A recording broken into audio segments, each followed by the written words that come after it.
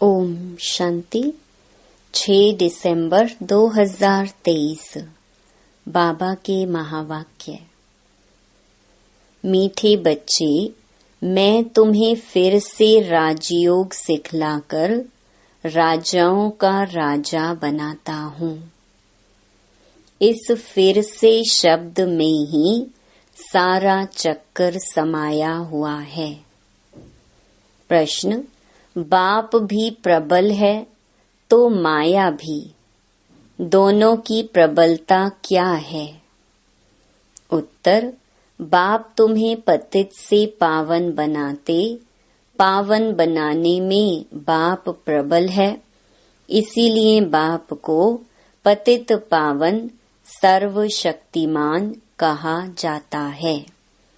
माया फिर पतित बनाने में प्रबल है। सच्ची कमाई में गृहचारी ऐसी बैठती है जो फायदे के बदले घाटा हो जाता है। विकारों के पीछे माया तवाई बना देती है। इसलिए बाबा कहते, बच्चे देही अभिमानी बनने का पुरुषार्थ करो। गीत, हमें उन राहों पर चलना है।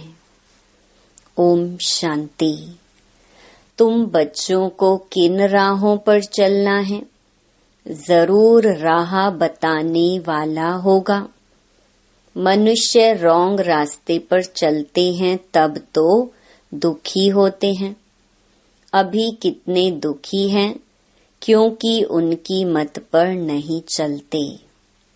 सब उल्टी मत पर चलते आए हैं। जब से उल्टी मत देने वाले रावण का राज्य शुरू हुआ है, बाप समझाते हैं, तुम इस समय रावण की मत पर हो। तब हरेक का ऐसा बुरा हाल हुआ है। सब अपने को पतित कहते भी हैं। गांधी बापू जी भी कहते थे, पतित पावन आओ, गोया हम पतित हैं। परंतु कोई भी समझते नहीं कि हम पतित कैसे बने हैं। चाहते हैं भारत में राम राज्य हो, परंतु कौन बनाएगा? गीता में बाप ने सब बातें समझाई हैं, परंतु गीता के भगवान का ही नाम उल्टा लगा दिया है। बाप समझाते हैं, तुमने क्या कर दिया है? क्राइस्ट के बाइबल में पोप का नाम डाल दें तो कितना नुकसान हो जाए। यह भी ड्रामा है। बाप बड़े से बड़ी भूल समझाते हैं। यह आदि मध्य अंत का ज्ञान गीता में है। बाप समझाते हैं, मैं तुमको फिर से राजाओं का राजा बनाता हूँ।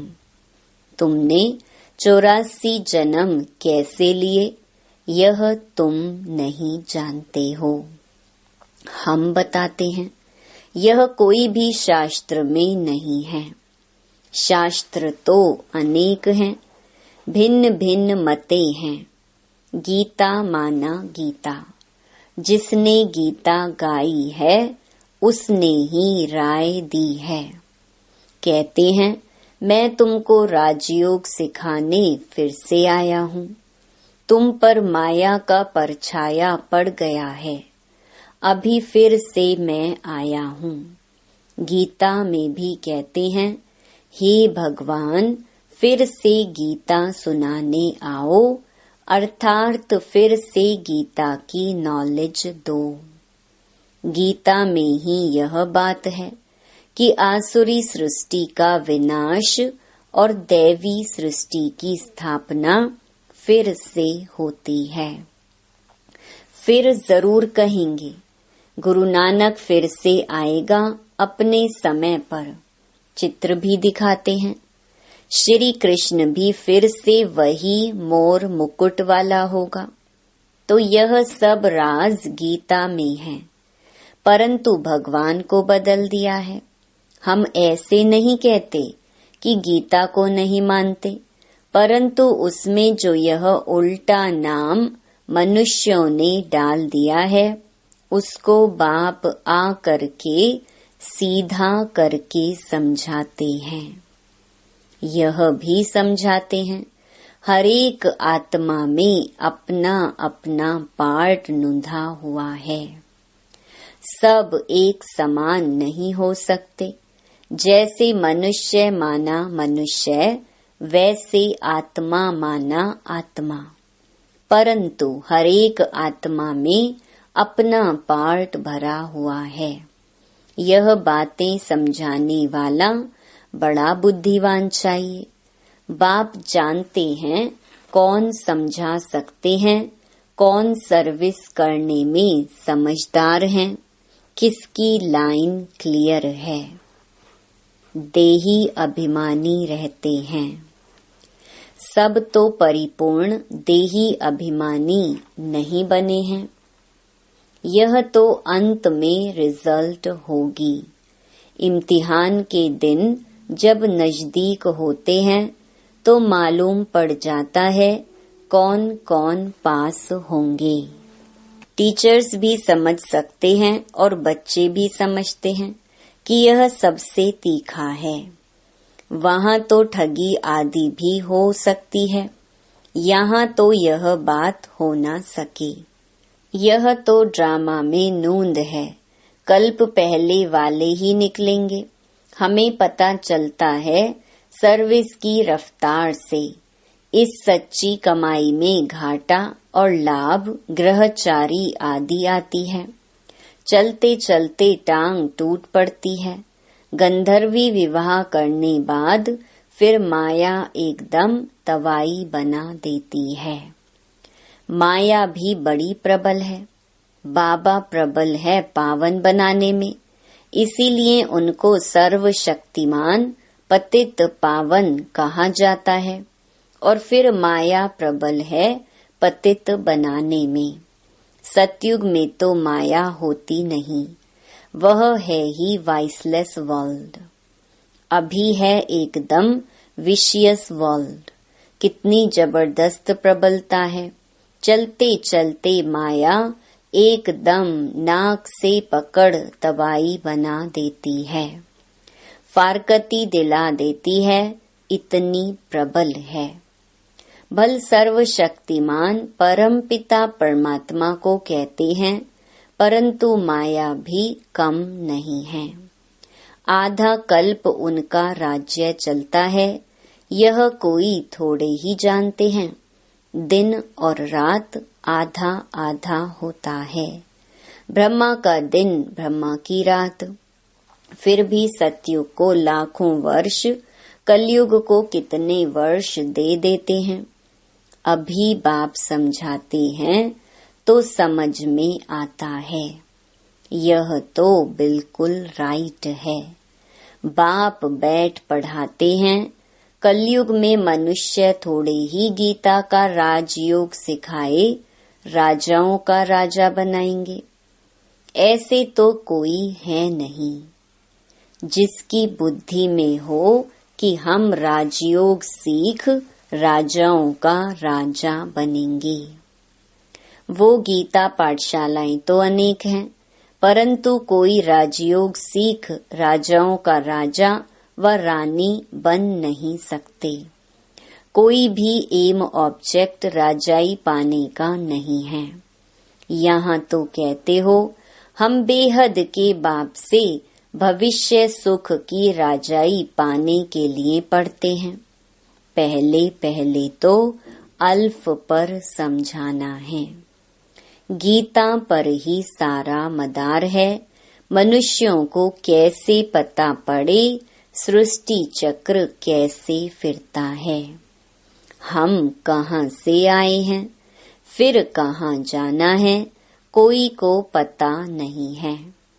कौन देश से आया, कौन देश है जाना। गीत भी है ना, सिर्फ तोते मुहाफिक गाते रहते हैं।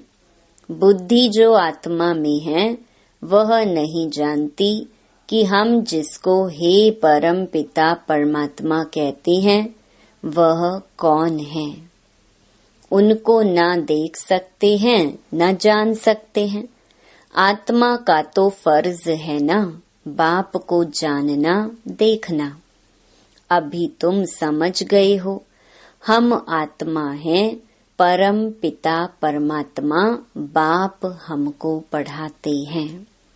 बुद्धि कहती है बाप आकर पढ़ाते हैं। जैसे किसकी आत्मा को बुलाते हैं तो समझते हैं ना उनकी आत्मा आई है। तो तुम समझते हो हम आत्मा हैं, हमारा वह बाप है। बाप से जरूर वर्षा मिलना चाहिए। हम दुखी क्यों हुए हैं? मनुष्य तो कह देते बाप ही सुख दुख देने वाला है। भगवान को गाली देते रहते हैं। वह है आसुरी संतान। जैसे कल्प पहले कहा है वैसे कहते हैं। तुम अभी प्रैक्टिकल में ईश्वरीय संतान बने हो। आगे तुम आसुरी औलाद थे। अब बाप कहते हैं निरंतर मुझे याद करो। किसको भी यह 2 अक्षर समझाना बहुत सहज है। तुम भगवान के बच्चे हो। भगवान ने स्वर्ग रचा, अब नरक बना है, फिर स्वर्ग बाप ही रचेंगे। बाप हमको राजयोग सिखला रहे हैं, स्वर्ग की स्थापना कर रहे हैं। अच्छा शिव को नहीं जानते हो? प्रजापिता ब्रह्मा को भी रचने वाला वह बाप है। तो जरूर बाप ब्रह्मा द्वारा ही सिखाएंगे। अभी शूद्र वर्ण है, हम ब्राह्मण से देवता क्षत्रिय बनेंगे। नहीं तो विराट रूप क्यों बनाया है? चित्र ठीक है परंतु समझ नहीं सकते। शूद्रों को ब्राह्मण कौन बनाएंगे? जरूर प्रजापिता ब्रह्मा चाहिए। उनको कैसे एडॉप्ट किया? जैसे तुम कहते हो यह मेरी स्त्री, उनको मेरी कैसे बनाया? एडॉप्ट किया। बाप कहते हैं मुझे भी मात पिता कहते हो, मैं बाप तो हूँ, मेरी कहाँ से लाऊं? तो इनमें प्रवेश कर इनका नाम ब्रह्मा रखता हूँ। स्त्री एडॉप्ट की जाती है। जैसे लौकिक बाप स्त्री को एडॉप्ट कर कुख वंशावली रचते हैं, बाबा ने फिर इनमें प्रवेश कर इनको एडॉप्ट कर इनके मुख द्वारा मुख वंशावली बनाई है। तुम कहते हो हम ब्राह्मण ब्राह्मणियां हैं। जरूर इनका ही नाम ब्रह्मा है। ब्रह्मा किसका बच्चा? शिव बाबा का। इनको किसने एडॉप्ट किया? बेहद के बाप ने। दृष्टांत बड़ा अच्छा है, परंतु जिसकी बुद्धि में बैठा होगा वह समझा सकेंगे। बुद्धि में नहीं होगा तो उनको समझाने आएगा ही नहीं। लौकिक और पारलौकिक बाप तो है ना, वह भी स्त्री को एडॉप्ट कर मेरी कहते हैं। यह फिर इनमें प्रवेश कर एडॉप्ट करते हैं। खुद कहते हैं मुझ निराकार को इनका आधार लेना पड़ता है, तो नाम भी बदली करता हूँ। एक ही टाइम कितनों के नाम रखे। नाम की लिस्ट भी तुम्हारे पास होनी चाहिए। प्रदर्शनी में नाम की लिस्ट भी दिखानी चाहिए। बाबा ने कैसे एक ही समय नाम रखे। बाबा ने हमको अपना बनाया तो नाम बदलाया। उनको भृगु ऋषि कहते हैं। जन्म पत्री तो भगवान के पास ही है। वंडरफुल नाम है। अब सभी तो है नहीं, कोई तो आश्चर्यवत भागंती हो गए। आज हैं कल है नहीं। नंबर 1 दुश्मन है काम। यह काम विकार बहुत तंग करता है, उस पर जीत पानी है। गृहस्थ व्यवहार में इकट्ठे रहकर उन पर जीत पानी है, यह है प्रतिज्ञा। अपनी वृत्ति देखनी है, कर्मेंद्रियों से विकर्म नहीं करना है। तूफान तो सबको आते हैं, इसमें डरना नहीं है। बाबा से बहुत बच्चे पूछते हैं, यह धंधा करें व नहीं करें। बाबा लिखते हैं, मैं कोई तुम्हारे धंधे आदि को देखने आया हूँ क्या? मैं तो टीचर हूँ पढ़ाने के लिए। धंधे की बात हमसे क्यों पूछते हो? मैं तो राजयोग सिखाता हूँ। रुद्र यज्ञ भी गाया हुआ है, श्री कृष्ण यज्ञ नहीं। बाप कहते हैं, लक्ष्मी नारायण में यह सृष्टि चक्र का ज्ञान ही नहीं।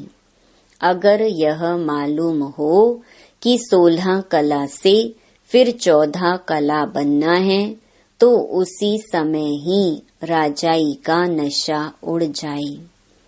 वहाँ तो है ही सद्गति, सद्गति दाता तो एक है। वही आकर युक्ति बताते हैं, दूसरा कोई बतला न सके। पहले पहले यह बात उठाओ कि किसने कहा है काम महाशत्रु है। यह भी गाते हैं, विशियस वर्ल्ड और वाइसलेस वर्ल्ड। भारत में ही रावण को जलाते रहते हैं, सतयुग में थोड़े ही जलाएंगे। अगर यह कहते हैं कि अनादि है, सतयुग में भी था, फिर तो सब जगह दुख ही दुख होगा। फिर स्वर्ग कैसे कहेंगे? यह बातें समझानी हैं। हर एक की रफ्तार अपनी है, पता लग जाता है कौन अच्छी रफ्तार वाला है। संपूर्ण तो कोई बने नहीं है, बाकी हाँ सतो रजो तमो तो होते ही हैं। बुद्धि हरेक की अलग अलग है। जो श्रीमत पर नहीं चलते हैं, वह हैं तमो प्रधान बुद्धि। अपने को इंश्योर नहीं करेंगे तो भविष्य 21 जन्मों के लिए कैसे मिलेगा? मरना तो है ही, तो क्यों ना इंश्योर कर देना चाहिए। सब कुछ उनका है तो परवरिश भी वह करेंगे। भल कोई सब कुछ देते हैं परंतु सर्विस नहीं करते, जो दिया वह खाते रहते हैं, तो बाकी जमा क्या होगा? कुछ भी नहीं। सर्विस का सबूत चाहिए। देखा जाता है कौन पंडे बन आते हैं। नए बीके भी आपस में सेंटर चलाते हैं, उनको भी आफरीन दी जाती है। यह नॉलेज तो बड़ी सहज है। वानप्रस्थ अवस्था वालों को जाकर समझाओ। वानप्रस्थ अवस्था कब होती है? बाप ही गाइड बन सबको ले जाएंगे। तुम जानते हो बाप ही कालों का काल है। हम तो खुशी से बाबा के साथ इकट्ठे जाना चाहते हैं। पहले पहले तो मुख्य बात यह उठाओ, गीता का भगवान कौन है? जिसने रचना रची। लक्ष्मी नारायण को राजयोग किसने सिखाया? उनकी भी राजधानी स्थापन हो रही है और कोई राजधानी स्थापन करने आते नहीं। बाप ही राजधानी स्थापन करने आते हैं। सब पतितों को पावन बनाते हैं। यह है विशियस वर्ल्ड, वह है वाइसलेस वर्ल्ड। दोनों में नंबरवार मर्तबे हैं। जो श्रीमत पर चलने वाले होंगे उनकी बुद्धि में ही यह बातें बैठ सकती हैं। अच्छा, मीठे मीठे सिकिलधे बच्चों प्रति मात पिता बाप दादा का याद प्यार और गुड मॉर्निंग। रूहानी बाप की रूहानी बच्चों को नमस्ते। धारणा के लिए मुख्य सार। पहला, बुद्धि की लाइन सदा क्लियर रहे, इसके लिए देही अभिमानी रहना है। सच्ची कमाई में माया किसी प्रकार से घाटा ना डाल दे, यह संभाल करनी है। दूसरा, कर्मेंद्रियों से कोई भी विकर्म नहीं करना है। इंश्योर करने के बाद सर्विस भी जरूर करनी है। वरदान, माया को दुश्मन के बजाय पाठ पढ़ाने वाली सहयोगी समझ एक रस रहने वाले माया जीत भवा। माया आती है आपको पाठ पढ़ाने के लिए, इसलिए घबराओ नहीं, पाठ पढ़ लो। कभी सहनशीलता का पाठ, कभी शांत स्वरूप बनने का पाठ पक्का कराने के लिए ही माया आती है। इसलिए माया को दुश्मन के बजाय अपना सहयोगी समझो तो घबराहट में हार नहीं खाएंगे। पाठ पक्का करके अंगद के समान अचल बन जाएंगे।